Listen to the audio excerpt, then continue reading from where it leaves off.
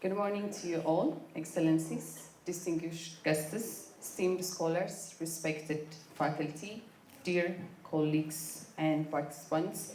Welcome to the American Corner at St. Mary's University for the 13th Open and Distance Learning Seminar. My name is Radit Samuel, and I'm deeply honored to be your Master of Ceremony for this morning's session. On behalf of the College of Open and Distance Learning, I extend a heartfelt welcome to all distinguished guests, both here in Addis Ababa and online from around the world. We are here gathered today for a purpose: to engage in critical conversation about the future of open and distance learning education. To officially open this seminar, it's now my greatest privilege to invite the visionary leader whose dedication laid the very foundation for this institution and this ongoing discourse. Please join me in giving a warm round of applause for Associate Professor Wendessen Tamirat, founder and president of St. Mary's University, to deliver his welcoming address.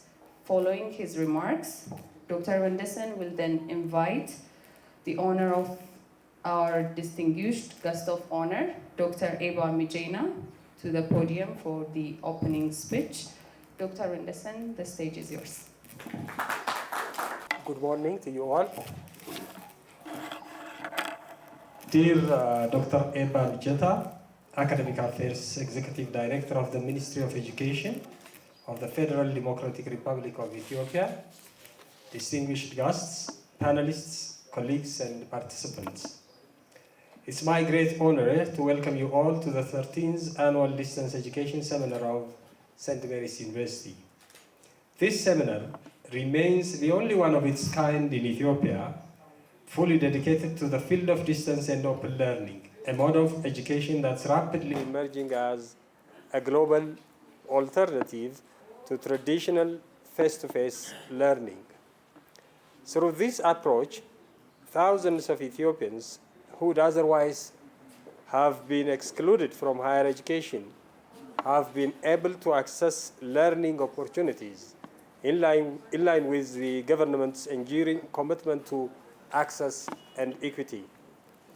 This year's program brings forward timely and significant issues: the role of technology in making higher education more inclusive, the growing importance of artificial intelligence in open and distance learning, the opportunities and challenges faced by developing countries, the contributions of distance learners to professional development, the value of effective supervision and feedback, the influence of gender and leadership in organizational success, and the lived experiences of students in navigating services and academic processes. Together, these reflections will allow us to assess our achievements and chart future directions. We are especially privileged to be joined by our keynote speaker, Professor Santosh Panda, a distinguished scholar, longtime friend of St. Mary's University, and a towering figure in the global field of open and distance learning. We eagerly anticipate his insights as we continue to strengthen our role in this important area. The panel discussion will also feature eminent experts who bring forth both national and international perspectives.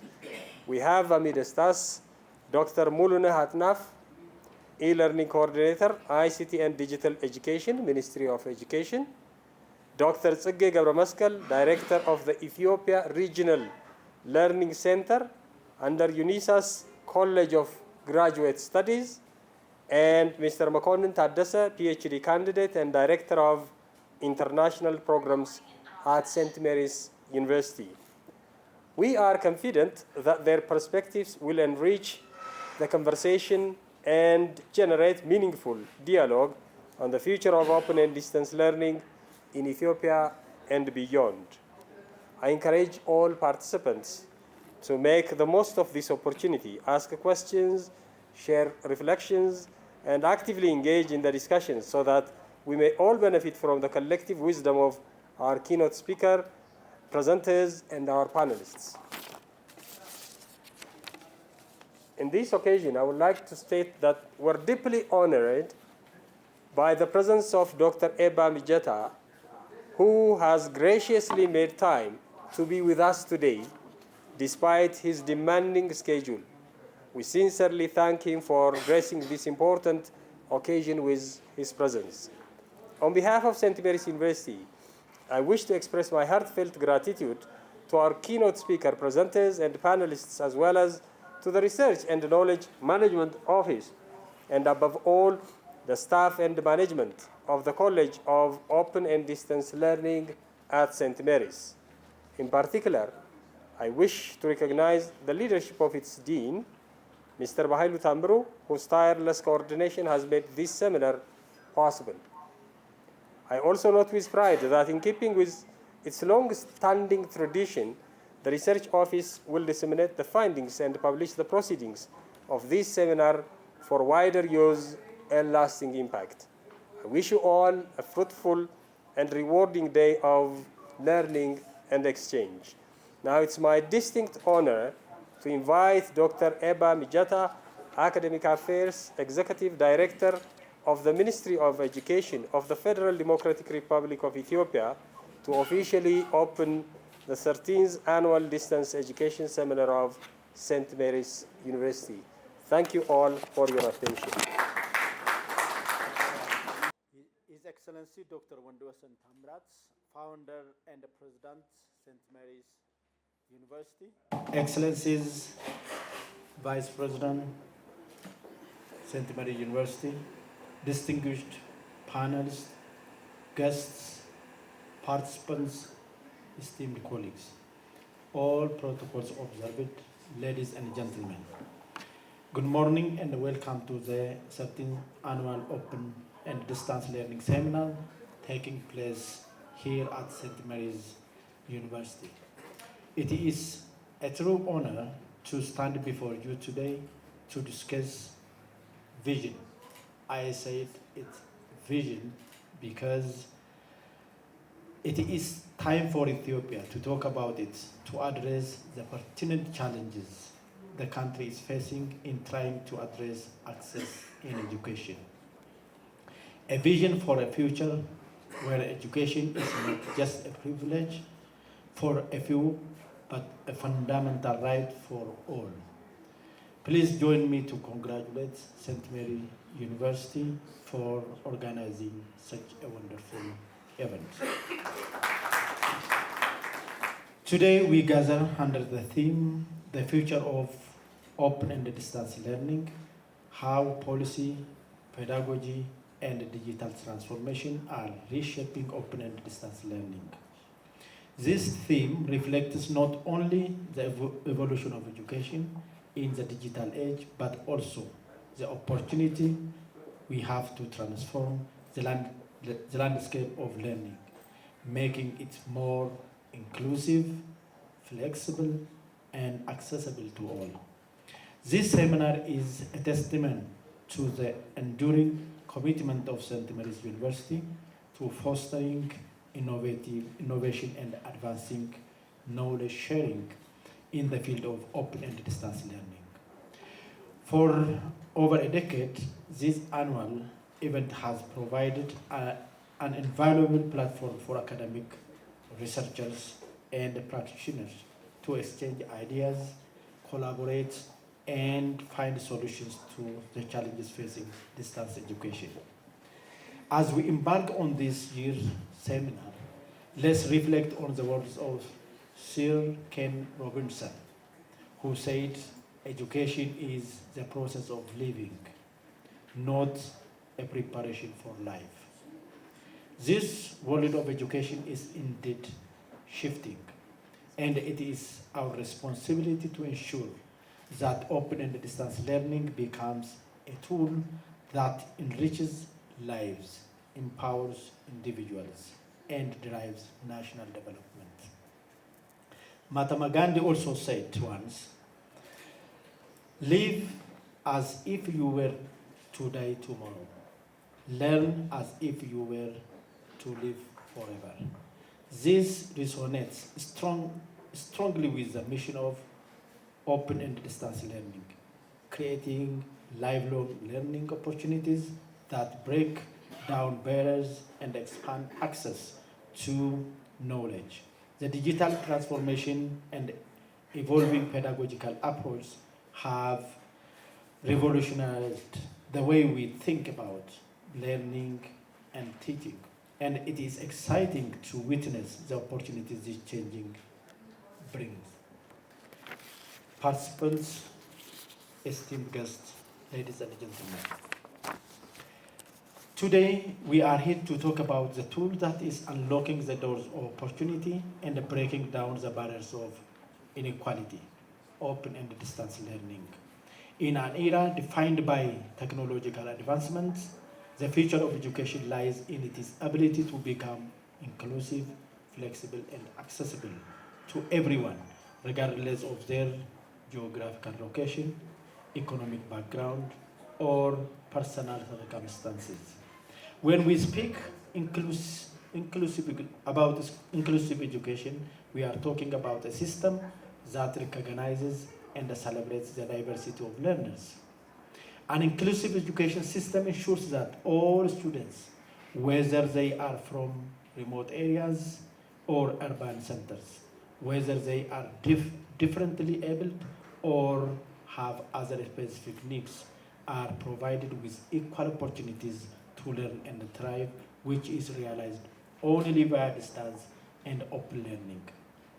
Nelson Mandela said, "Education is the most powerful weapon which we can use to change the world." However, for education to truly be a weapon for change, it must be accessible to all, without exceptions. Open and distance learning holds the key to this inclusivity. It allows us to reach students who might otherwise have been left behind, those who cannot attend traditional schools due to distance, disability, or financial constraints. It enables learners to access quality education at their own pace, in their own time, and in environments that are supportive of their individual needs. In the future, we envision a world where no one is excluded from learning because of barriers like location, cost, as I said earlier, physical access. Without open and distance learning, every learner has a potential to succeed, and every learner deserves the tool to do so. True educational accessibility means removing all these barriers and reaching the students or the learners where they are and in what circumstance they live, be it financial, technological, physical, and social barriers. As we look to the future of open and distance learning, accessibility of education should not be contingent upon the student's ability to own a laptop or have a high-speed internet. It should not depend on whether they live in an urban or rural area, nor should it be privileged reserved for those who can afford it. We must continue to innovate in ways that make education available to everyone. It could be through MOOCs, online versions of different modalities, because we are living in the world where digitization is dominating every activity and every life.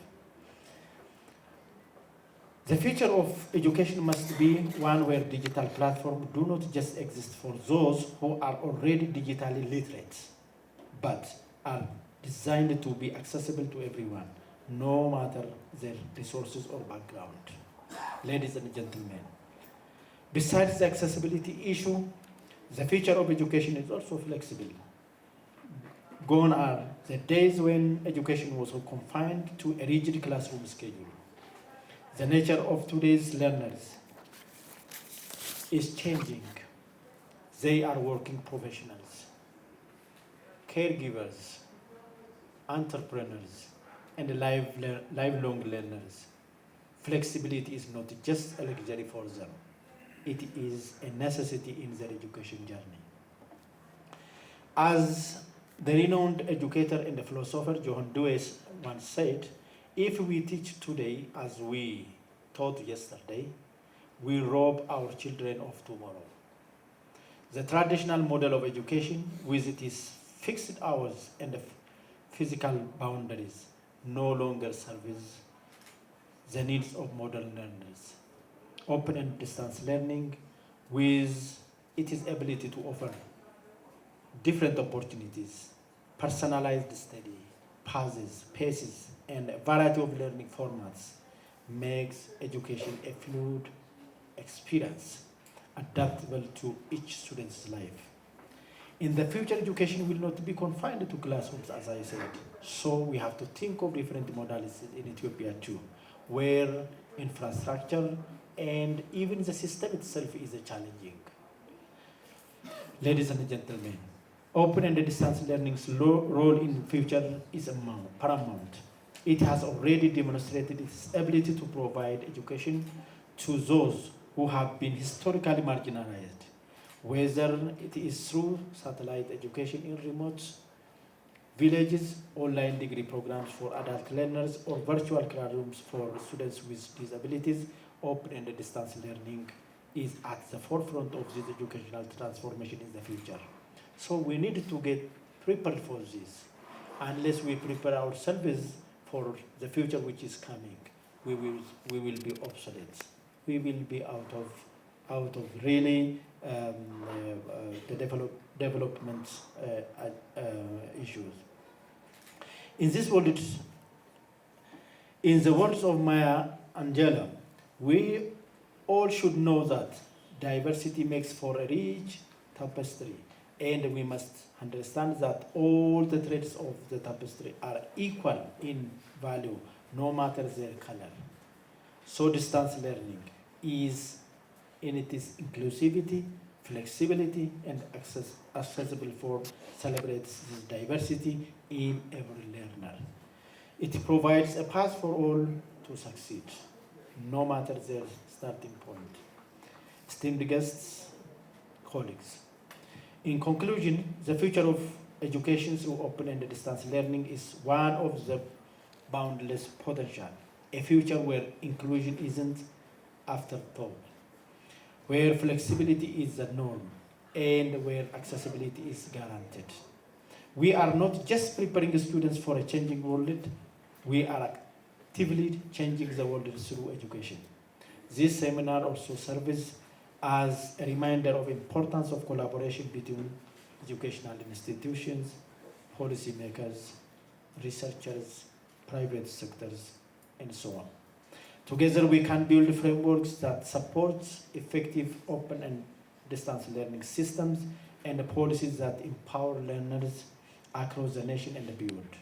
As we move forward, let us continue to harness the power of open and distance learning to build an education system that is diverse and as adaptable and inclusive as the world we live in. Because when education is truly accessible to all, the possibilities are limitless. The critical issue that has to be taken away, or a takeaway from here, is that what should we do in Ethiopia to change this existing situation? Do we need to have open university? Do we need to have a different system? What should we do? This has to be, for me, for the ministry as well, it is a good takeaway. So think of it. What should we do about this open and distance learning? How should it be managed? And what should we do? What the best option should we take and action we take? So that is very important for us. And once again, I congratulate St. Mary's University leadership, the president and the founder, His Excellency Dr. Morduasan Tamrat, and the dean and the other colleagues here, panelists and participants, for really taking part in such wonderful events. And once again, and I wish you all a fruitful deliberation ahead. Thank you very much. Thank you, Dr. Eba, for those insightful and guiding remarks, which have perfectly set the tone for our discussion today. Before going to our next agenda, I want to say sorry on behalf of Dr. Wendesen's earlier speaking when he said Dr. Muluna Hadnaf, e-learning coordinator, ICT and digital education, Minister of Education. It was supposed to be Dr. Gaitan Makonnen. So our next agenda now moves to the core of our team. We are incredibly fortunate to have with us an international expert to deliver our keynote address, joining us from the National Institute of Educational Planning and Administration in New Delhi, India. He will speak on the crucial topic of digitalization and its implication for open distance learning. Please join me in giving a very warm welcome to Professor Santosh Panda for his keynote speech. He will join us virtually from India. Professor Santosh Panda recently retired as a director of the Staff Training and Research Institute of Distance Education, STRIDE, and the Malviya Mission Teacher Training Center at Indira Gandhi National Open University, India, starting with university teaching in 1984. He has about 40 years of experience in teaching, research, and administration, including 37 years for open distance learning at IGNU.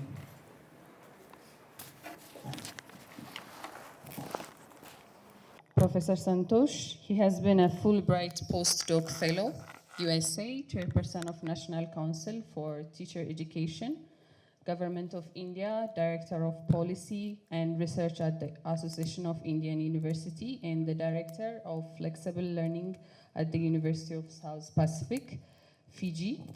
An internationally recognized leader of teacher education and ODL from Global South, he has presented keynotes and workshops in over 30 countries and convictions addressed in 3 universities and has been consultant to ADB, COL, and the World Bank. He has been visiting professor at Manchester Metropolitan University, UK, University of London, Beijing Normal University, University of Maryland, USA, and University of Guadalajara, Mexico. He specializes and publishes in areas of distance, online, and blended learning, teacher education and staff development, higher education policy and quality and curriculum, pedagogy and technology, open schooling, and open vocational education. His recent books include case studies on blended learning in higher education policy, planning and quality assurance, pedagogy in practice, technology-enabled learning, planning and management in distance education, economics of distance and online learning. He's the chief editor of Scopes Indexed Journal of Learning for Development, published by the Commonwealth of Learning, Canada. Okay, very good morning, and thank you very much for inviting me to join this 13th International Seminar on Open and Distance Learning Digitalization. Dr. Eba Medina, CEO, Higher Education, Ministry of Education, Republic of Ethiopia, our good friend Professor Tamrat, Vice Chancellor, Vice President, Professor Tamiruddin, College of Open and Distance Learning, Dr. Moses Kajela, and all our distinguished colleagues, delegates, and scholars.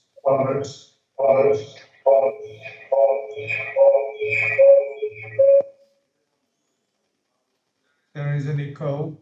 So I hope you are able to hear me and you will be able to see my PowerPoint presentation. It's an honor to be invited by you.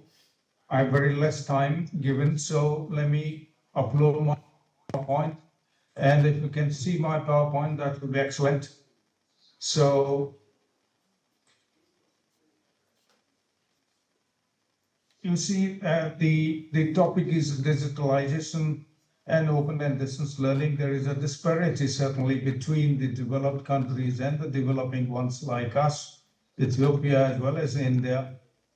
We are still catching up, but as you see on the screen, hopefully, that we have come long way from correspondence education with the expansion of open university system, multimedia, and the learner support system. Now, telecommunication with the convergence of development of internet, and the people would say that we are into blended learning. In fact, our mobile that you have at hand is a convergence of technologies, broadcasting, telecommunications, and computing. All three are joining together 2010 onwards, as you see, that we are into blended learning. But it is a combination of synchronous. Right now we are synchronous, we are same time, but at different places. But asynchronous also, asynchronous contributes more to quality teaching and learning, and this will facilitate both teachers and students multifariously. Something like an LMS, Learning Management System. Hope the St. Mary's University uses Moodle platform or their own institutional platform, the LMS, the discussion forum, the email system, and otherwise also. So asynchronous facilitates, and I will come to a different kind of blended learning that is coming up seriously internationally for us to consider, but this is the development today.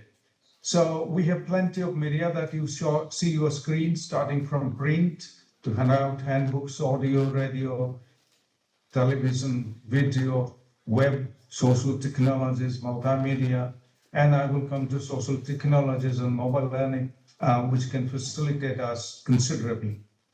As you see on the screen, we are now grappling with Web 4.0, which is contributed by the artificial intelligence, OpenAI, ChatGPT, and such other developments like machine learning, data science, learning analytics, and so on and so forth. But what you see in the bold is the Web 5.0, which is coming up, which is called an intelligent web. People like Elon Musk and others have been trying, and OpenAI, which is an Elon Musk company, which is trying to buy back right now. He sold it out, and ChatGPT, which belongs to OpenAI, they are experimenting with a chip in the human brain, which can be an intelligent web, or they would call it an emotional web or emotional artificial intelligence, meaning thereby today artificial intelligence does include at least three: emotion, ethics, and wisdom. These three are not part of artificial intelligence. Most probably Elon Musk tries to create these three within artificial intelligence. Therefore, artificial intelligence hopefully will take over human beings, and therefore it will be more useful because this will be emotionally engaging, this will be ethical, with responsibility, with values, and this will have wisdom beyond human intelligence. These three, if the artificial intelligence can conquer like any human being, then certainly we will be in a different world. And that's what we are waiting for.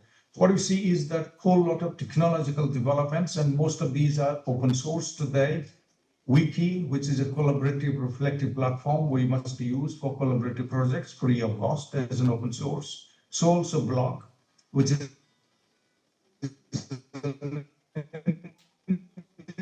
is reflective platform.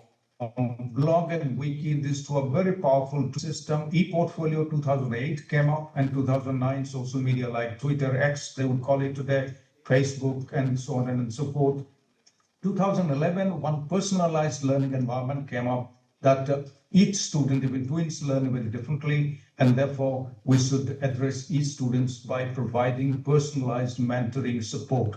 2012, MOOCs got established. Of course, 2008, the first MOOC started, and now we are into learning analytics, artificial intelligence, blockchain. In a click of the button, all the students will receive their degree, just like the business operation happens. So we are into a whole lot of technological developments, and interesting is that most of these technologies are now free of cost.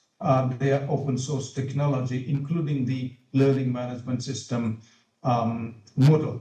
Here is a combination of blended delivery, unlike the American blending system where the face-to-face online join together.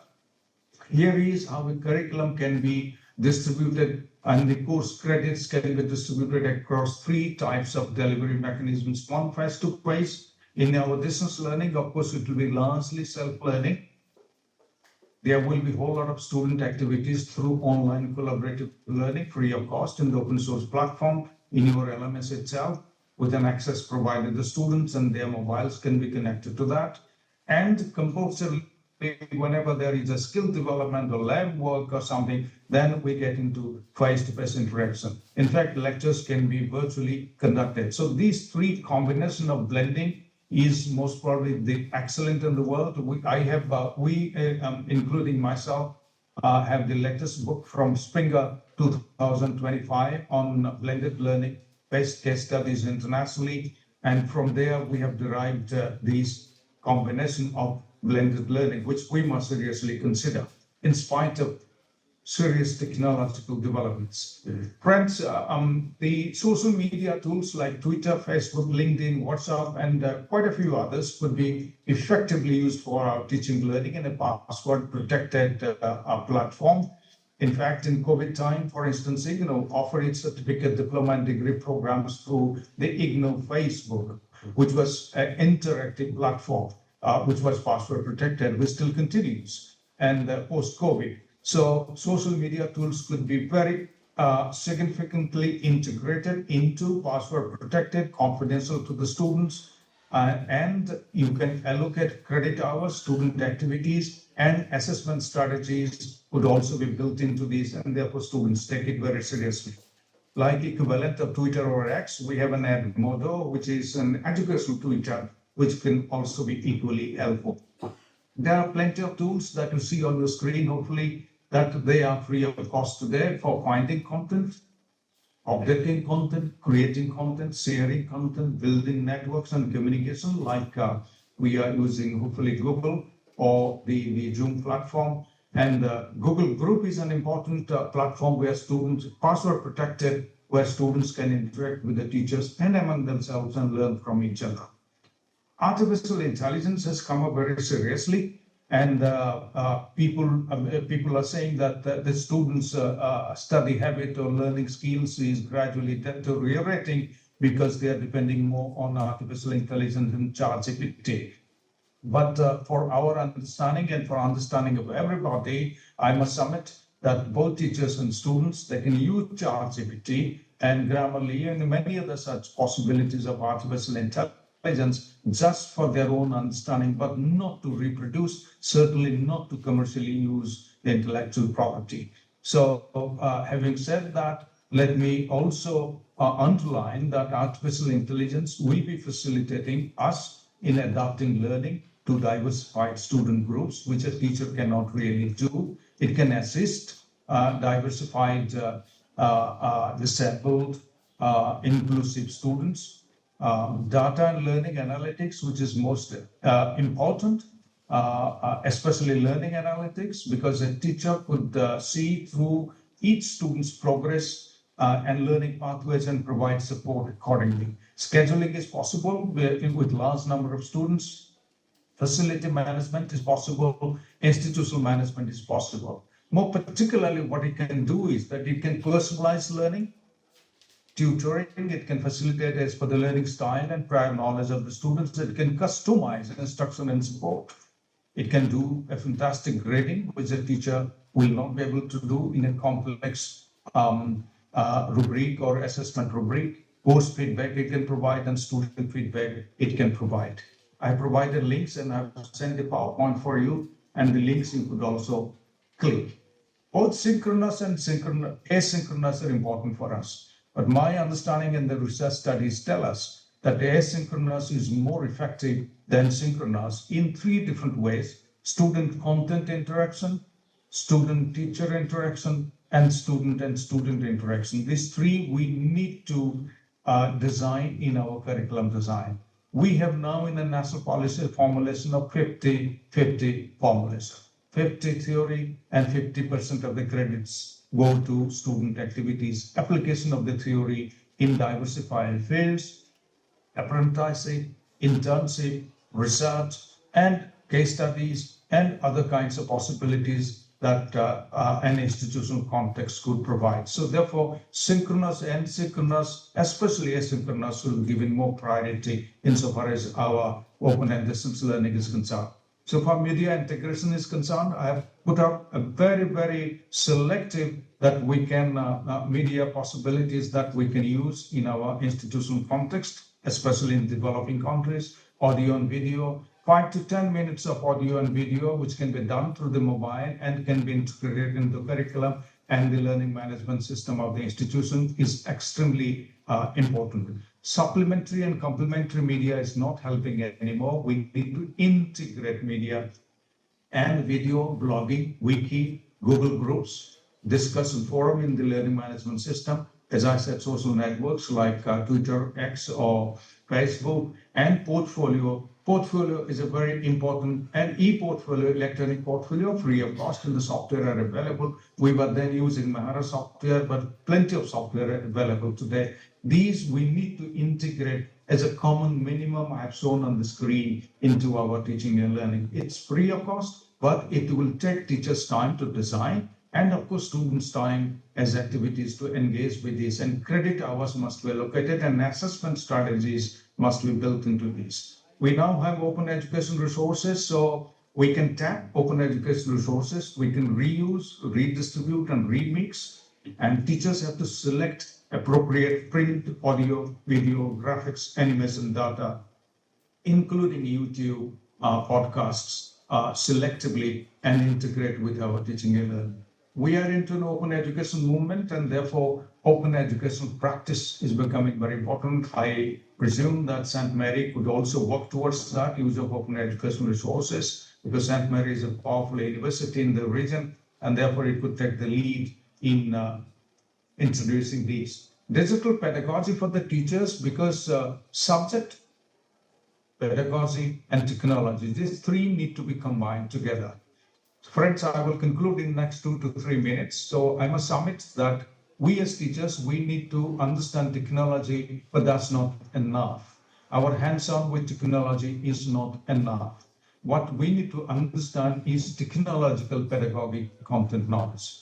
That what pedagogy could facilitate what content and what technology would join the pedagogy and the content together. This is very important, and therefore digital pedagogy, on the one hand, digital tools, and the other hand, the digital teaching strategies, including personalized learning and collaborative learning, become very important.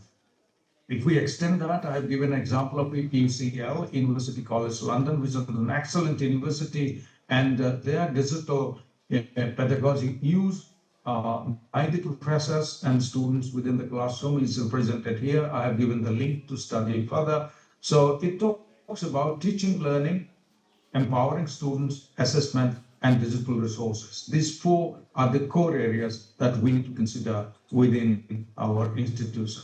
As teacher digital competency, we need to consider information data literacy, digital resource design, development and integration and licensing, problem solving, communication and collaboration, and especially digital safety and digital ethics. They are becoming very important today. So friends, thank you very much. And I hope that I have been able to communicate properly in my presentation. And if there will be anything, any questions, I would like to join in. Otherwise, I wish the conference all the best. And with a simple submission that we could combine the traditional audio, video, and radio and television technology, which are generally satellite-based, but today they are internet-based because of internet radio and internet TV coming in. And Ethiopia has been very progressive these days, as I understand, even if both our Indian rupees and the Ethiopian birr, they have been downgraded by this dollar business, and I'm pretty sure this dollar gradually will be phased out and our own currencies will be in place in exchange value. So with this, I once again thank my friend, Professor Tamrat, Honorable Vice Chancellor, and the CEO of higher education, Dr. Eba, and other distinguished colleagues. One day, I have been many times to, I have a very personal affiliation to both Professor Tamrat and Said Mary, and someday, I'm now retired, someday I wish that I will drop in before I expire from this universe. So thank you very much. If some of the colleagues of yours are joining Botswana, PCF 11, then certainly we will meet there. So thank you once again. All the best in these.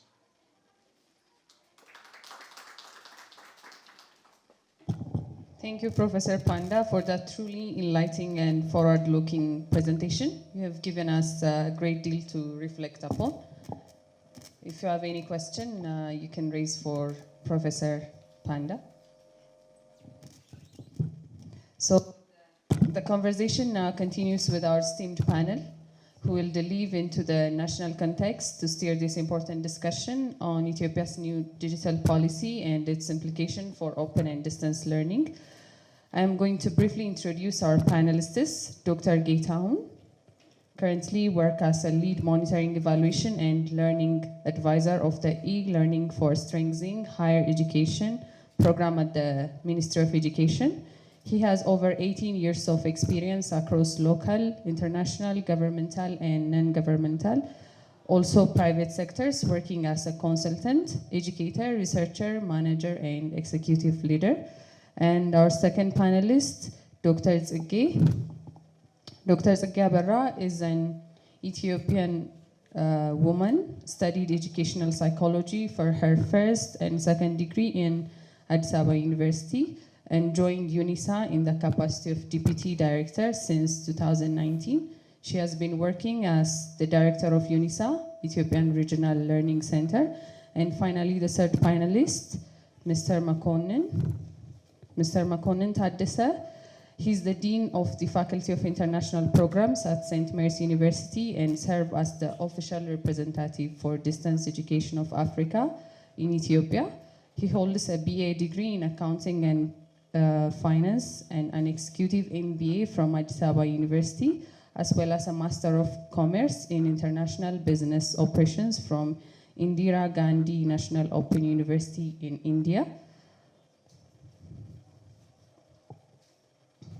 I would like now to invite our chairperson, Dr. Mosisa Kajala, and our rapporteur, Mr. Tasfakidan Admasu, to please come forward and take charge of the session.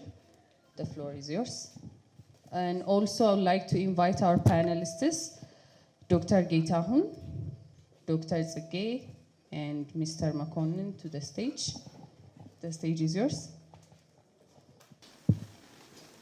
Good morning.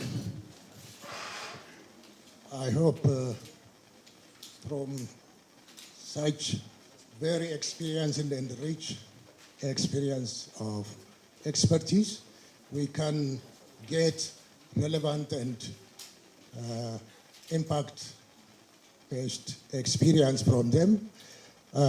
Nowadays, ODL is used, transformed from alternative education system to transformation from to mainstream of education. In such case, it requires quality policy and digital system as well as quality expertise. In this manner, I would like to invite Dr. Geetahun to share his experience regarding the ISHE project as well as national digital policy implication in ODL. Okay, thank you very much. Good morning, everyone. So I will be very brief on 2 points. One is on the ISHE initiative, and the second one is about the policy. I'm not sure if all of you are aware of the ISHE initiative, which is being implemented by the Ministry of Education currently on 50 public universities. The initiative is trying to introduce e-learning primarily, but ultimate impact of that initiative is not merely introducing technology, but it's also an enhancement of graduate employability and entrepreneurial capability. That's the most important thing to capture through the implementation of ISHI. ISHI stands for e-learning for strengthening higher education. In fact, it's currently confined to the public universities, but there are some few attempts to expand the learnings to the entire higher education in the country, including the private higher education institutes.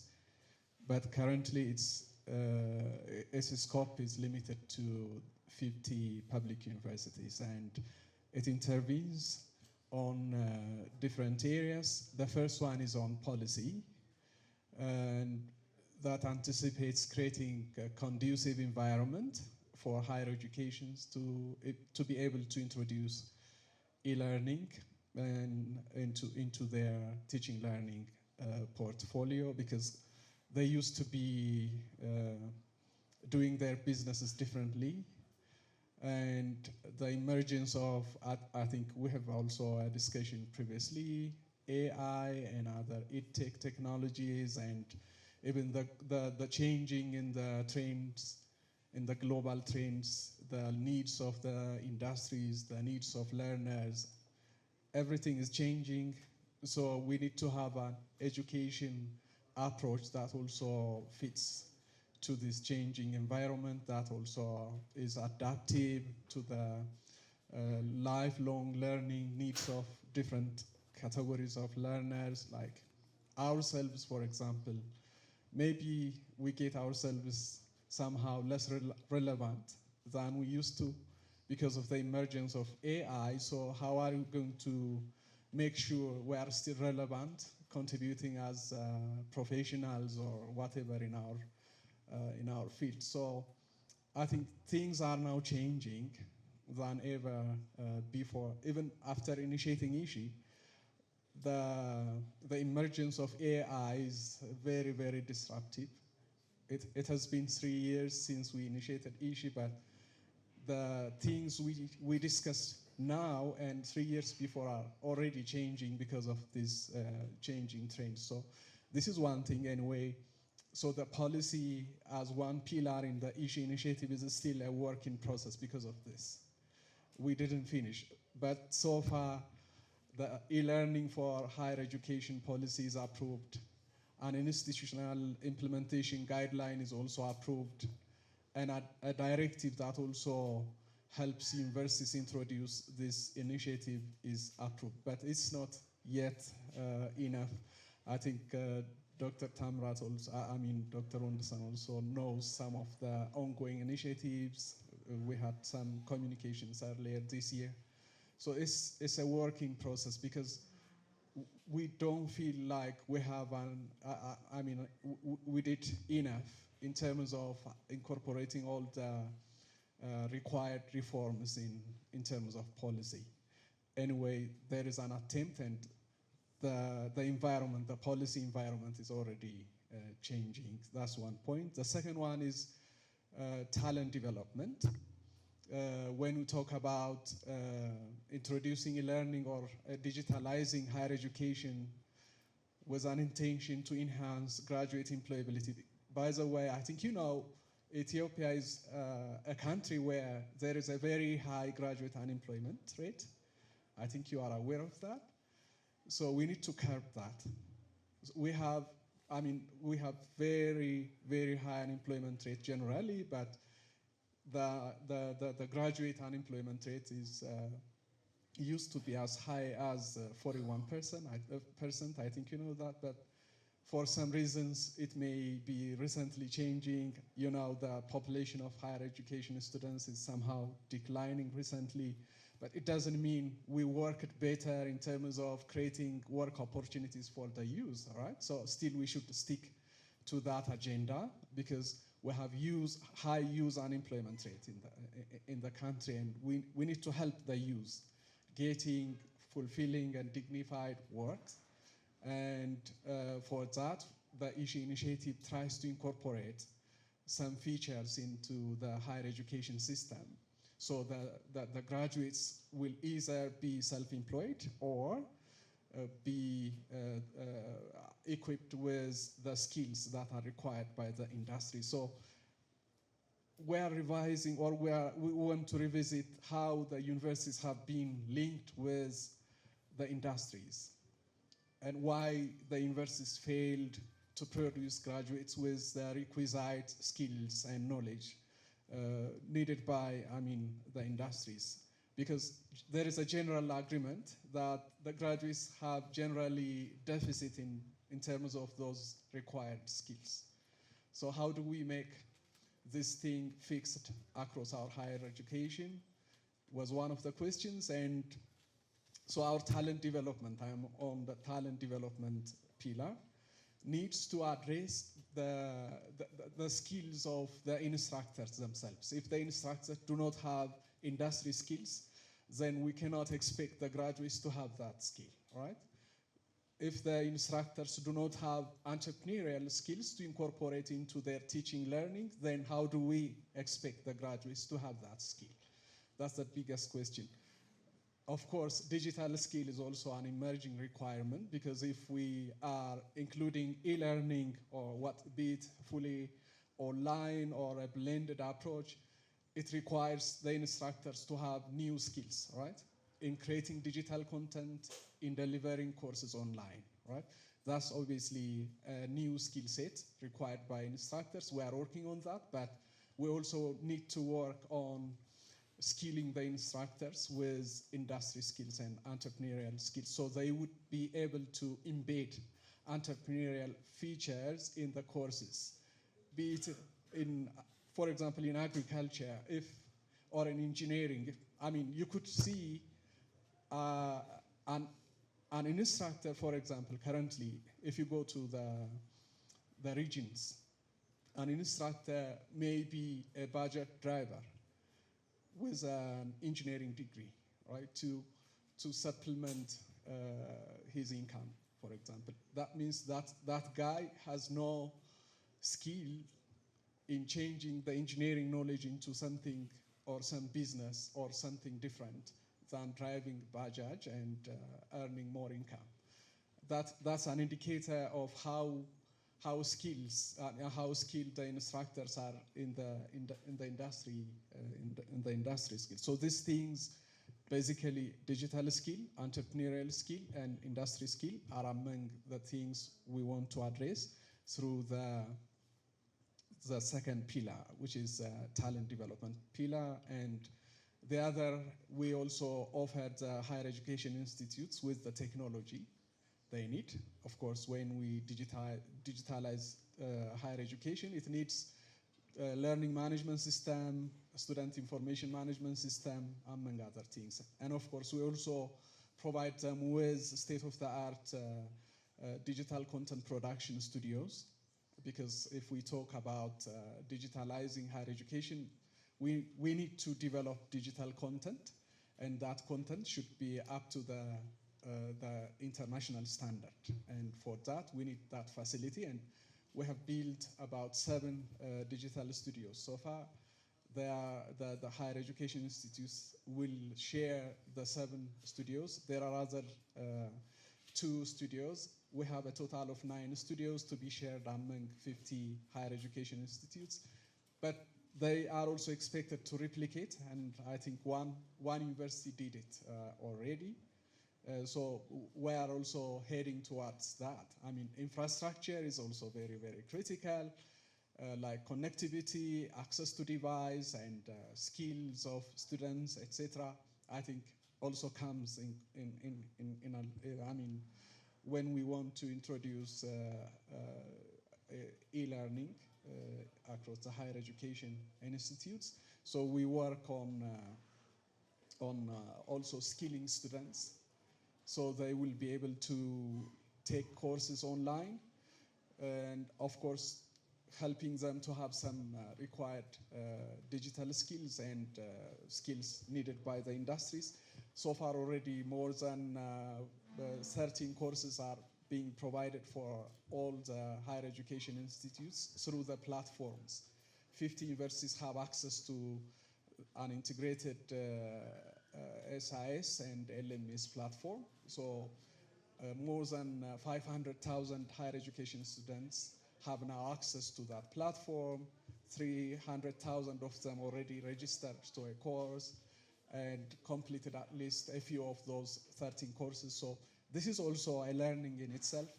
They are also accustoming or familiarizing themselves with the technologies.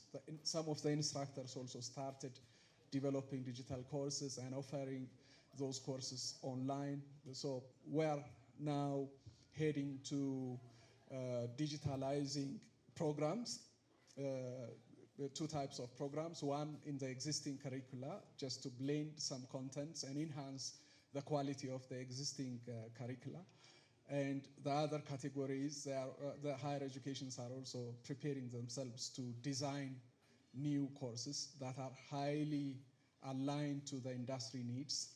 And of course, we have also a third category, that's micro-credential category. Universities are also encouraged to do better on that and to prepare themselves for the future of higher education. This is more or less what we have been working in the past 3.5 years. Thank you. Thank you, Dr. Gaetown. I would also like to invite Dr. Sige, the director of UNISA, regarding, as UNISA is one of the largest university that are operating globally. The question is focused on digital delivery, regarding digital delivery of quality education and facilitation of interactive learning system. Thank you. Good morning, colleagues. May I stand? Yeah, I have been a teacher for so many years, like 18 years, and I really want to speak as a teacher, to stand so that I can have the energy to speak. Thank you very much. I'm really so honored to be here amongst all of you, Dr. Ebba, Dr. Tamra, Dr. Anderson, and also I am so much proud to be standing between my two graduates. I am really so much proud that we have produced two doctoral graduates sitting in this room, and maybe I might not have seen one of the others. And we are so proud that we are assisting the Ethiopian capacity building by producing such articulate people who know what they are talking about. So I'm really happy to be here. Coming to today's agenda, I have been trying to browse through the digital strategy, not actually the policy, but the one you have opened here. And one of these pathways, the pathways in implementing the digital system, is the implementation of digitization policy in building IT-enabled services. And as all of us know, education is a service. Education is a service for a better future in every field, in every aspect. Because if you talk about engineers or whoever we have been talking about, they must be taught to become those capacity to those professionals, whichever profession it is. So education can be given formally, informally, and formal education can be delivered through the conventional system, through the open distance learning system. And coming to the open distance learning system, it's not anymore open distance learning. It is open distance e-learning, because digitization has changed the platform to become e-learning. It's now electronic learning in one way or the other. So as it has been discussed in the previous presentations by Dr. Eba and also Professor Panda, education, the distance education has passed through all different kinds of systems. One good thing about distance education is that it always employs the technology of the time. So as you know, it was print-based correspondence, and then it passed through the TV, the radio, the DVD, VHS, and CD, video conferencing, etc. But currently, it is fully online. which is we have become to making it so much electronic. So the digital system has enabled knowledge to come home. We must not anymore need to go to any of the conventional schools or whichever physical schools now to get knowledge. Knowledge comes home.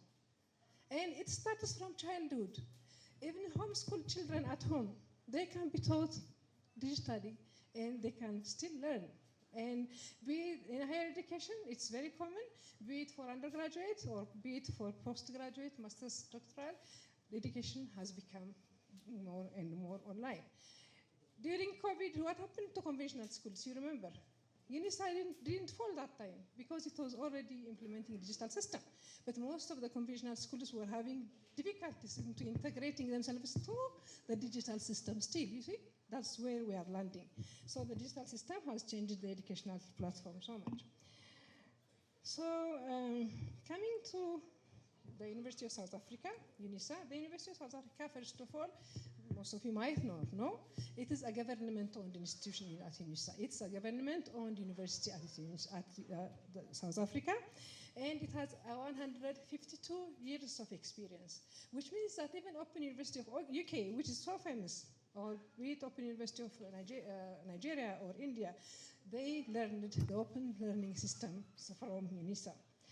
And UNISA's operation in Ethiopia is based on agreement of cooperation, agreement of collaboration between the two countries. It's a country-level cooperation. So South Africa and Ethiopia have collaborated in 2004 to push or to collaborate in many ways, one of which was education. So for this reason, the South African University, UNISA, has been given the responsibility of assisting the Ethiopian human capacity development in the postgraduate education. That's how UNISA operates in Ethiopia.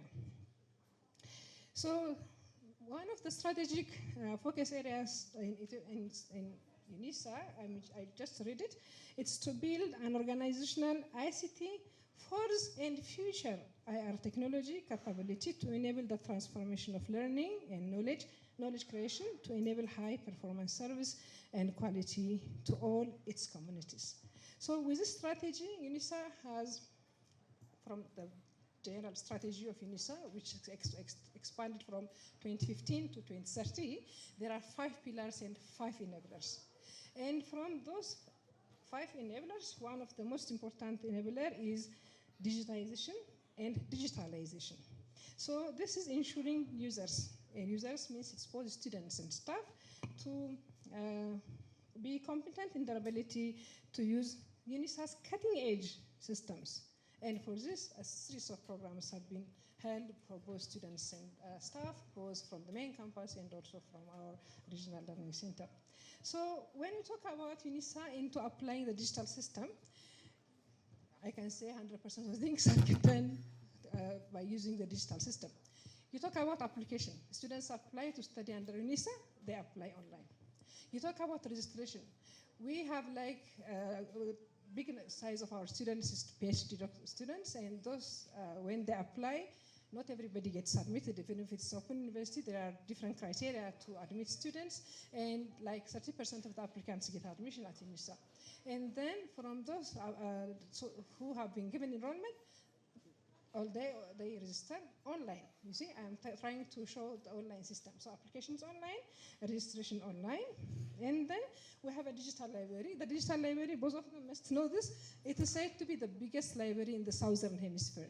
It subscribes a lot of journal articles and e-books, and actually it is an 8th floor library where it also houses a lot of physical books. But most importantly, especially for postgraduate students who use different kinds of articles, they can access the online library, the digital library, online 24/7. So every day, every minute, you can access the library if you are a student of UNISA. And then students communicate with supervisors and also staff like us through email, and most importantly also the MS Microsoft Teams system. Students are provided with access to the UNISA email system, the UNISA learning management system, and they can also access the MS Teams. And students can also use social media. If the professors are willing to do that, they can use social media. Usually they use WhatsApp. Workshops are given online.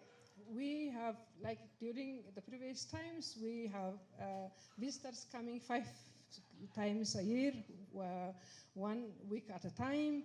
And nowadays, we are offering more than 100 workshops per year for the students. And it starts from the proposal content, how to develop a doctoral level research proposal, up to the Viva book, up to how they present, how they publish articles, etc.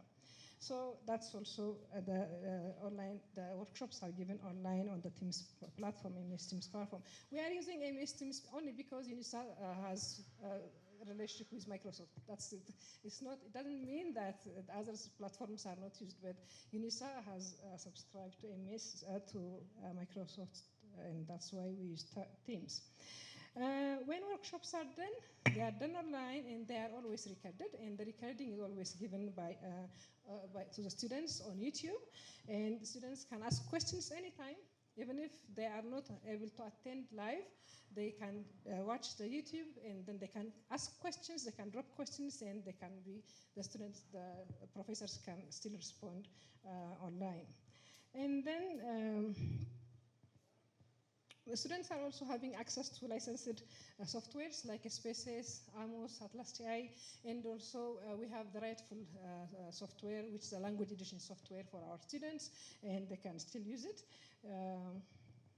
Students can apply for bursary. Bursary is a research fund. Actually, it's for tuition and research, and students can apply online. Applications is online, and they can be given research funds and also tuition funds for their studies.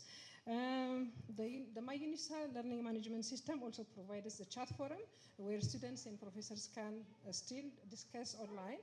This is what makes this more important is that when they chat, when they discuss using this forum, they are not discussing with only Ethiopians, or they are not discussing only with South Africans. So whoever is in that profession, internationally, they can still discuss. So they have a better exposure, better experience to discuss with different kinds of people from all parts of the world. And also we have the plagiarism detector with the Turnitin. It also detects not only content plagiarized from different articles or books or thesis and dissertation, but also from artificial intelligence. Because as you know, currently, any student can just give a certain topic and can ask AI to write an article.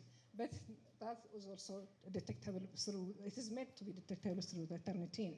So this, whatever I've been trying to discuss also show that UNISA is harnessing new and emerging technologies. And so it's becoming really, it's really preparing us, preparing students, preparing staff, and whoever is aligned to UNISA to a truly digital future.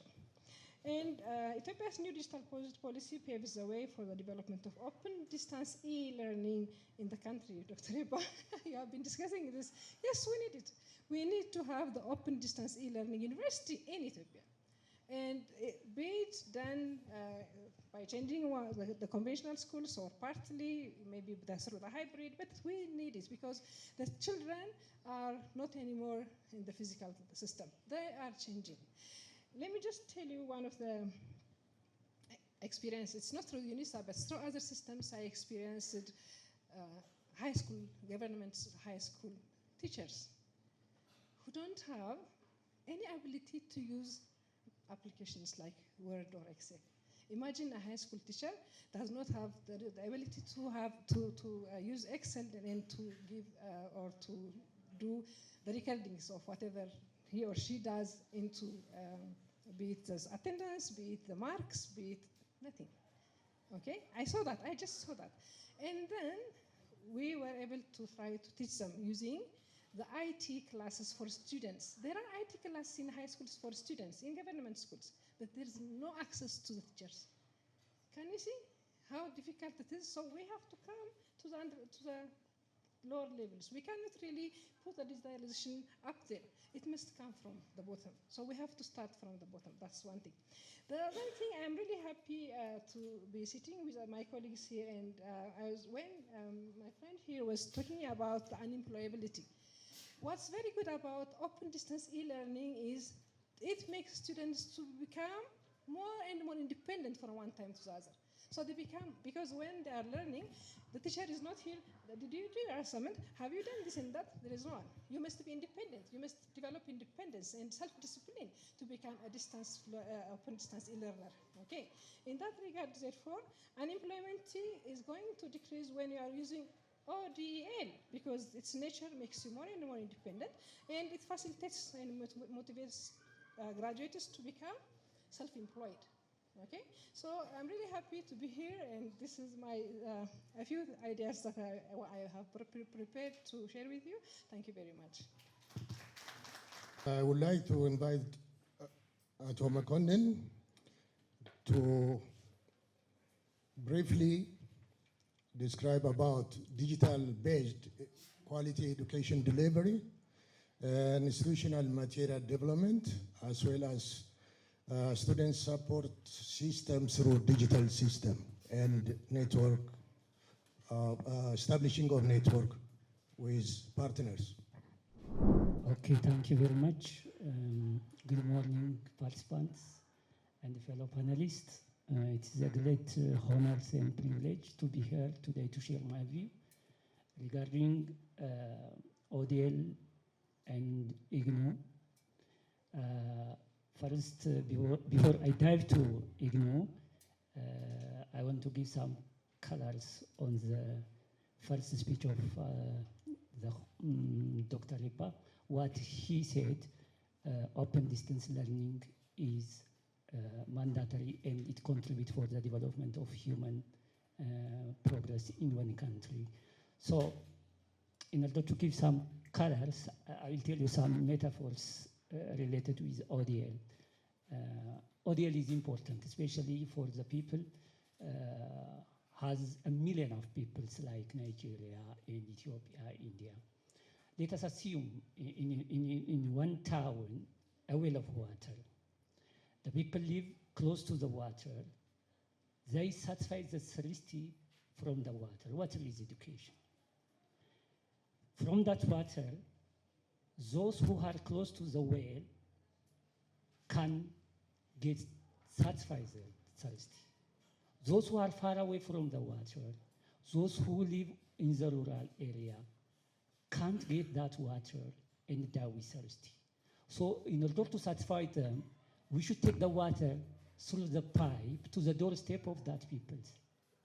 It means education is water. Take the education to the doorstep of every people outside of the country. So people like India, like Nigeria, those who have not access to the regular education, the traditional education, can get education and develop themselves through only ODLs, open and distance learning. So once I said this, what does it mean ODL? ODL is a combination of two words, open and distance learning. Open means it is a philosophical term. It means open to all peoples. It broke the barriers. But distance is a methodology. It is a delivering system to deliver the education to the doorstep of the rural people, to the poor peoples. So we cannot grow, we cannot progress with traditional education bounded in the buildings in one area. So we give emphasis and design a policy as a country like India on ODL. It is a good start that digitalization 2025, I read that Dr. Tsege already emphasized it. It is a good start, but it has limitation to describe about ODL in details. So when I said this, let me tell you the progress of distance education. It started in the year of 1840s. Thanks for Isaac Pittman. He's an England, UK person. He's a shorthand instructor. At that time, he sent an education through posta to the people who learn shorthand. You know shorthand, it is writing a speech in short through symbols. It was a course of a secretarial science. So Isaac Pittman, in the year of 1940, sending an education through posters to the people who live in the UK. They respond the answers through posts. It is a correspondence education started in England in the year of 1940s.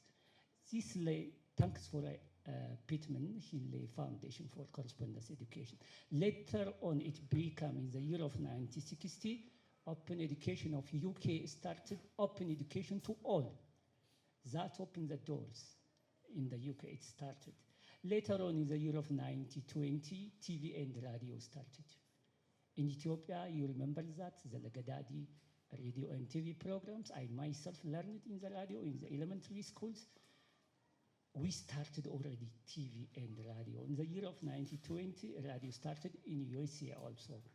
It is a great contributor for ODL, especially for the country of Ethiopia. We are now, the coverage of internet is less than 25%. Some documents is around 30. So without internet, open and distance learning cannot reach. So in order to narrow the gap, we should involve on the television and radio programs. So in the year 1995 and in the year of 1990, while spread of internet and mobile technology in the 2000 contribute a lot for ODL and distance learning. Already, Dr. Tsuge said, ODL already left behind, e-learning should be included. But we are still left behind. So we should go to the point. Okay, I will hit the nail on the head to the question what you forwarded to me. Thank you, Dr. Mosisa. And I'll go to the practice of India, overview of IGNU. IGNU has 21, you know that IGNU is a mega university, a big university in India. It is established by the government. It has 21 schools, 67 regional offices, and around 21 overseas centers all over the world.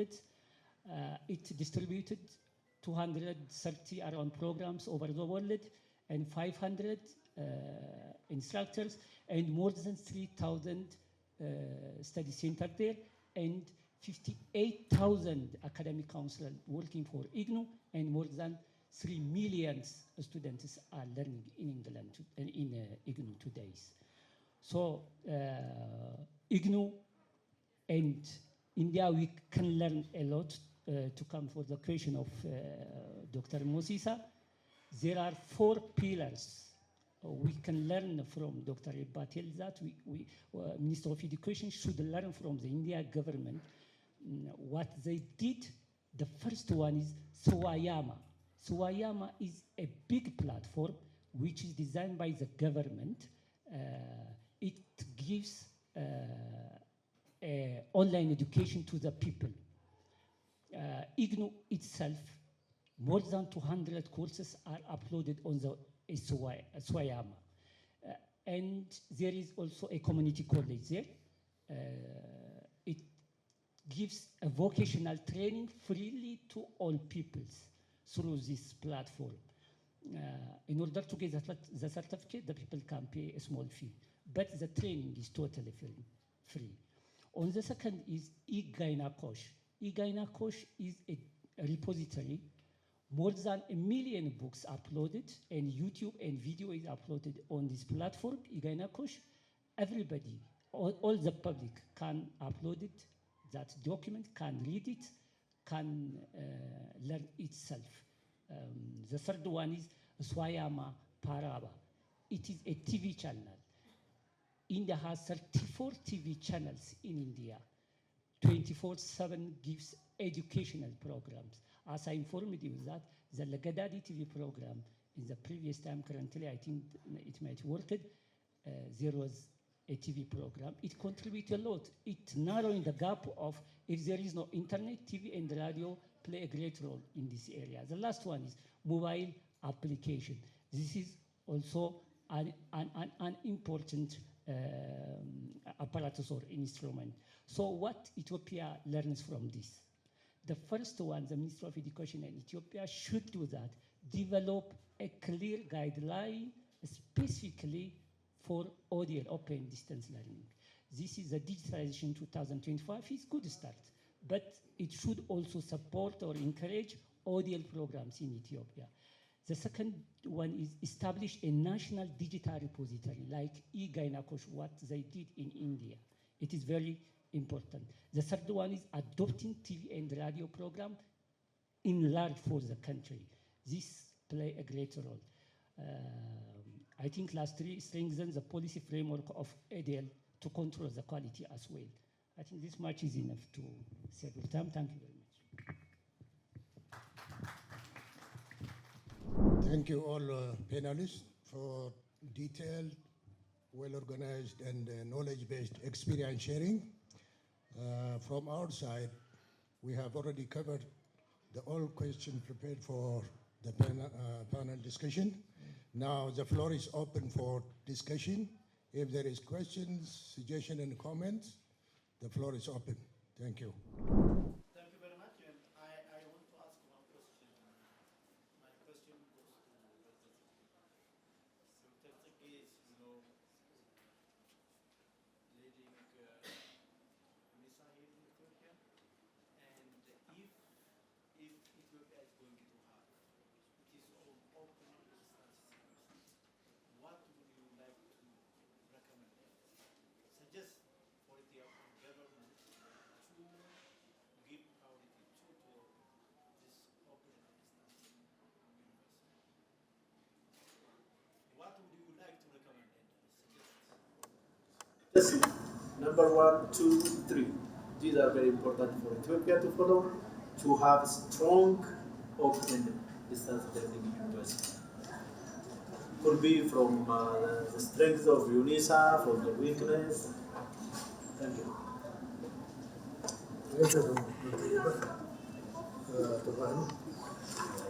Thank you all, the panelists. We just blessed this seminar. So we're very grateful. I have only one question. We can all reflect on this question. As you know, a digital learning, e-learning, or a digital policy is as good as the content it delivers. So usually what we do is we import or we download standard internationalized contents rather than producing localized learning materials. So what does IGNO's experience in this regard is UNISA's experience in this regard is. And Dr. Gitahon, I think you mentioned this content development. So the issue project and the Ministry of Education, how can they help this initiative, the development of localized content? Thank you. Thank you. I think I have one question about graduate unemployment. I think two participants raised questions related to graduate unemployment. And the first one is the contribution so far, and the second one is the strategy, I think reducing graduate unemployment, especially measuring the impact, it takes time, naturally. I mean, we've started 3 years ago, and we have an ambition to contribute to reducing graduate unemployment, but it's not time yet to measure its impact, because at least we need to see some graduates and trace what happened after their graduation, etc., to see, measure its impact. So it's too early, I think. Definitely, we are working towards changing the process. But the real measurement comes later. In terms of changing the process, I tried to make a few points. By the way, exposing the students to digital education in itself contributes somehow, because they will have ultimately some digital skills. And digital skill is also one of the needed skills by the industry, and we believe this in itself contributes towards their employability. But enhancing the quality of education through digitalization will definitely help them acquire some basic skills. By the way, some researchers claim that when education is enhanced digitally, the effectiveness increases 3 times than it's provided conventionally. So I think this also contributes, but the most important thing we are anticipating to do is building the capacity or developing the capacity, the competency of instructors. The instructors need to be competent enough in delivering a course that is aligned to the anticipated work skills from the graduates. That means, work integrated teaching and industry skills are one of the things we want to work on. I mean, instructors need to have skills that are needed by the industry themselves. They need to engage themselves in externship programs, and they should also take the students to well-designed internship programs, so students will start being exposed to the real problems in the industry, what the industry needs them to do, etc. So this sort of exposure, both to the instructors and to the students, will change the process, will help the students acquire those necessary skills. That's one thing. The second thing, as you know, unemployment or graduate unemployment is affected by several factors, not only the quality of education. The uptake of the industries is also an important factor, and Ethiopia is not a fully privatized or industrialized country. We are still struggling to industrialize our economies, and so the industry uptake is also a huge factor, as you know. So, but we have a great potential. For example, if you take agriculture is the backbone of our economy, but it's predominantly being operated by smallholders. And when you talk about industry, what do you mean by that? For example, if we think of agriculture as an economic sector, what's the industry there? Are we considering the smallholders as the industry, or do we still need to wait until some sophisticated farms and other privatized companies can start operating? I think we need to consider both, and the contribution of digital education is also a blessing. For example, if we integrate teaching learning with virtual farm, for example, we don't need to wait until highly advanced farms start operating in Ethiopia. That's one end. The other end, the students should start going to the farmers and see their pains, their problems, and identify where exactly they can contribute through their knowledge. And that can only happen if the instructors have some externship programs, projects, community engagements that are well designed, and then that community engagement should be well integrated to the research engagements of the universities, and they identify real problems in the community and identify solutions, and some of the solutions can be through training the students that can exactly go and operate with those industries, with the smallholders, and fix the problems, etc. So that's one thing. And when we identify the solutions, that's also any form of a business, for example. If you identify some critical problem in the community or somewhere in the industry, and if you identify some business as a solution to those problems, that's what we mean by entrepreneurship. But instead of giving a common course, entrepreneurship common course to the whole group of students, if we also train the agriculture instructor to have some skills, tell the students how they can change those skills into some business as a solution to the critical problems of the community then. And we also have some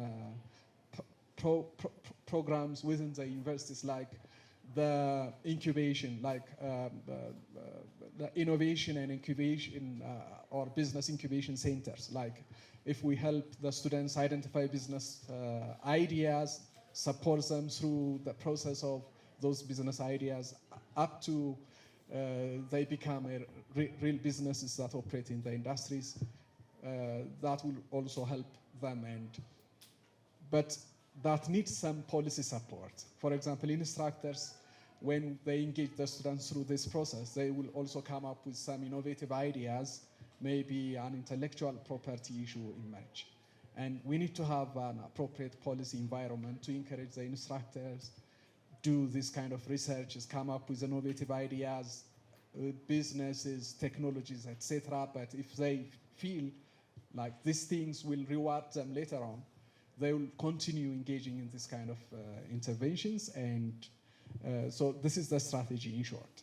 We also are expecting the instructors to go through entrepreneurship, industry skill, and digital skill development that will help them to make the education more demand-driven than its current excessively supply-driven nature. So that's how we are thinking of. Thank you. Thank you, Dr. Gitaun. I'll invite Dr. Tsige to answer the question raised from Dr. Epa and others. Thank you very much, Chair. Please allow my colleague to also come in wherever I am short of. But I'll just try to discuss a few of the things. Coming to the artificial intelligence, yes, it's both an asset and a threat. I agree with you. But sometimes nowadays it's also called not artificial intelligence, but augmented intelligence.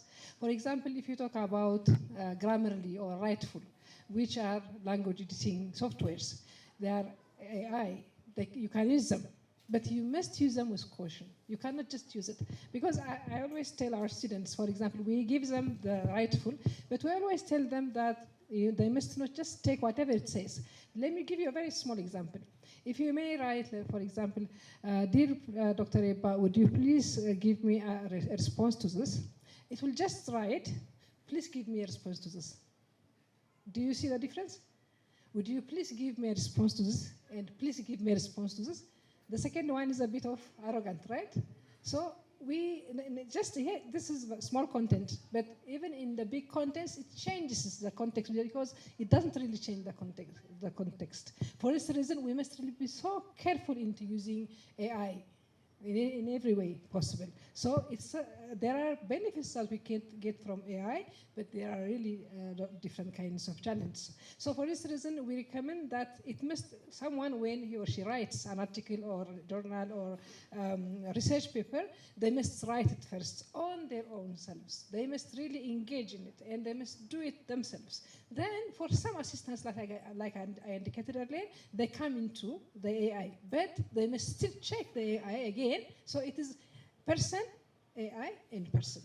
It must be like that. Otherwise, if you just go into it, we are lost. We don't even have created anything if we are not talking about depending ourselves only on AI.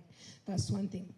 The other question was use of social media. As you indicated, it must not be excessive. It's like, for example, in our case, there are instructors or supervisors who create a WhatsApp group for their students. They may have like 5 doctoral students, and then they create a WhatsApp group and they can discuss things on WhatsApp, but short, like sending of proposals or updating of something, etc. Otherwise, the basic thing must be within the content where they write and submit proposals and chapters, whatever. Coming to Dr. Hip, you have given me a very difficult question, but still, let me try what I can. The first thing, in my view, and from our experience, is the infrastructure. We must have a very strong infrastructure, digitized infrastructure to do things online. So the open distance e-learning requires that kind of strong infrastructure. The second thing is we must have a well-developed content. It may also answer your question where we must have a well-developed content. We, like for example, I used to work in Ethiopian government university before, and I saw how content were developed for distance learners. It was really, many things were not right, which means that when we are doing content for open distance e-learning, it must really be interactive to the students. The students cannot just read a certain content, and it must not be like that. Like, for example, in the conventional learning, we give handouts or we give books and that's it. But in this one, since they are not facing the teacher day by day, it must be interactive for students to develop themselves by doing different kinds of drills and exercises. And so it must be a well-developed content that's interactive and also with exercises, assignments, and also final exam. The other thing is there must be people who can give quality kind of service. I must emphasize on that. Sometimes people come to our office and they take sometimes some kinds of services and they comment, ከየት ነው የመጣችሁት እናንተ እንደ አይነት ሰርቪስ እዚህ ሀገር አለ እንደ የሚሉ ሰዎች አሉ ማለት ነው። The people who give face-to-face service to applicants and students are so good that they give detailed information step by step by email, on phone, when they come to our center, and you must really having people who surprise others by giving good service. Why is it that we go to any government institution and if you want to have a service, they don't even look at you in the face? That's just too sad. And we must really change that kind of thing. And the people who give service must really be so interactive and have the ability to give quality service. The other thing is we try, open distance e-learning. One of the shortfalls or weaknesses of it is people or students might have feelings of loneliness. That's commonly understood. That's a feeling of loneliness by the students. So to curb that, we must also develop the chat forums and different kinds of interactive media like the Teams and maybe Zoom, so that people can interact with one another and that loneliness can be curbed. And the other thing is there must also be quality control. Because in distance learning, if you are the student if I'm the student of distance learning and I'm the one who's doing things, how can you really control if it's him who has been writing my thesis or something else? We must really be so careful about that. So we must have methodologies on how to control quality where students are really doing it for themselves, by themselves. For example, in UNISA, if a student does an assignment, and the student may get like 90 out of 100, 80 out of 100, 100 out of 100 for the assignments. Come to the exam, when the exam is less than 40%. If the student takes the exam and the mark is less than 40% or 45%, that 100 or 80 plus kind of assignment marks are not going to be added and the student will not pass. Because who has been doing that assignment? Was it the student himself or another person? So you must also develop a certain method of how to control quality into distance learning. These are the few things that I have. Messi, would you please, my colleague Masarat is here. If there are anything that I am short of, would you please come in? Thank you very much. Would you please allow me? Okay. Thank you very much, Dr. Zigge. It is Atomokan in turn to respond to the question raised.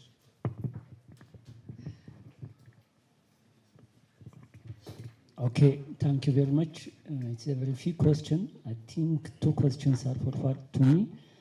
The first one is Mr. Wahalo about the content of ODL and contextualization experience of IGNO. IGNO has a good experience on the development of self-learning materials. The materials developed by subject experts with simple language they use, and it must be also conversational. Later on, it is reviewed by experts, peer-reviewed, then lastly approved by academic counselor. This is done by IGNO. Regarding contextualization, the theory is remaining, mostly when they read the self-learning material, the general theory remains as it is. But most of the case studies are localized in the country. For instance, they also allow for overseas study centers to contextualize the material as per their country cultures. IGNO already started in 2006 in Ethiopia, so we have got a chance to contextualize one materials. We start a big step in Africa, especially Dr. Mosisa knows that one of the important subjects of in Master of Social Work programs, we developed in the country one social work modules written by Ethiopian professors. This module is written by Ethiopian experts and later approved by Indira Gandhi National Open University, and it is now served this book for over in Africa and globals. It is social work in Africa. It is a good module. We do have among the IGNO Overseas Study Center, St. Mary University, the first one who practiced contextualization of those courses. I think this is the first question. The second one, Dr. Damis followed the question regarding collaboration and internationalization. As we know that no single university exists the global challenge alone in this world. We should collaborate internationally to share knowledge. St. Mary has a good experience in partnership and collaboration. For instance, in 2006, he imported IGNO programs and more than 5,000 students joined at master's levels. And so many people have got an advantage to upgrade their knowledge at master's level. Currently, also, it works with Italian University Cattolica de Sacros, Milan. It has a good collaboration in internationalization. This collaboration, what brings now, for the coming September, the two professors will come from Italy to share their knowledge in Ethiopia. Through correspondence, we have got this chance. And from Ethiopia also, two students have got scholarship in Italy. On the coming September, they will go to Italy and learn on the field of technologies. So this is a free scholarship granted by the Italian government. Because of Tank's SMU, it did a lot on the international collaborations. So collaboration is good and give a great advantage for the development of one country. Thank you very much. I had our experience on this one. Yeah, on the internationalization. Thank you. On the internationalization, I was just when he spoke, I also remembered some things. We have partnership agreement. UNISA and JERA has a lot of partnership agreement internationally, but in Ethiopia we have already established agreement with Addis Ababa University and Addis Ababa Science and Technology University. Using that platform, we have like more than 12 students who are studying at UNISA full time with no payment from Ministry of Education. They are all public university teachers, but all of them do not pay anything, including tuition fee. They are using the state-of-the-art laboratory at UNISA, studying in nanoscience engineering fields. So they are not here, they are all in South Africa, and they are really fully sponsored because of the partnership between the two universities. Thank you. Okay, thank you very much, all the panelists, for your profound knowledge experience sharing, as well as interactive learning or participation from participants. Now we have already done the panel discussion. This is a final. Thanks so much.